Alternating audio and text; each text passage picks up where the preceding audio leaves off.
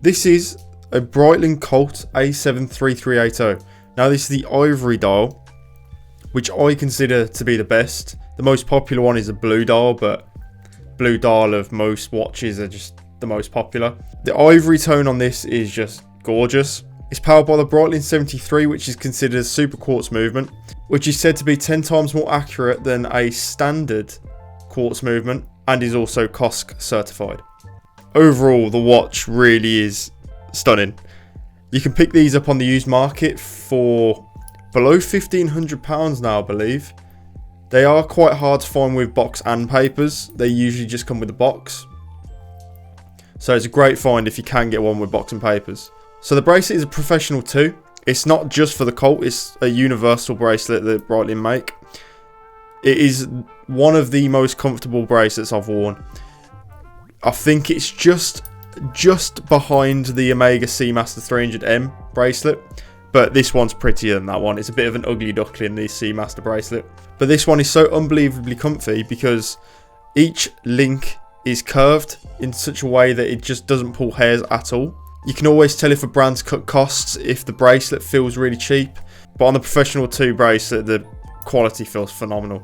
It's got such a nice weight to it, and overall with the Colt as well, it is a bit of a hefty beast. So I've also got the folding clasp, which I might say I didn't like at the start, how it's got the curved design, obviously matching the Professional 2 bracelet, but it has kind of grown on me. It's quite a different sort of look compared to, say, Tudor and Rolex type folding clasps.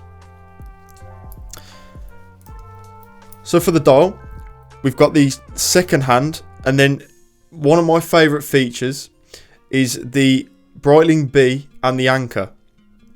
So if I start the chronograph, I'll let it run for a second and I'll show you a really nice feature of this. So for the sub dials, you've got 60 second, 12 hour and 1/10 of a second. So you've got a lot of functionality in this watch. One point I will mention, if you are looking for one of these on the used market, there's one way to verify these as a real Breitling Colt, because it's got a little Breitling B etched into the side of the bezel, and that's how you know it's authentic. Obviously you can get a fake Colt and they just put a real bezel on, but that's a lot of hassle, isn't it, really? You got the tachymeter on the inside of the bezel. I will just show you my favourite feature of this watch. So I'm going to reset the chronograph now.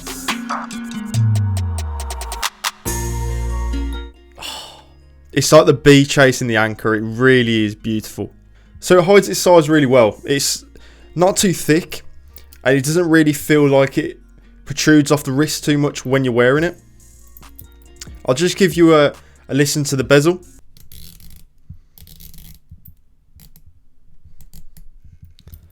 Sounds pretty toasty. So I like to wear my watches quite tight, and this is on a 7-inch wrist.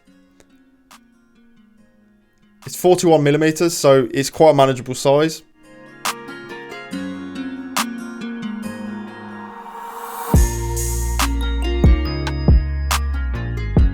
One more point on the bracelet. I just want to say you can hear the quality of it.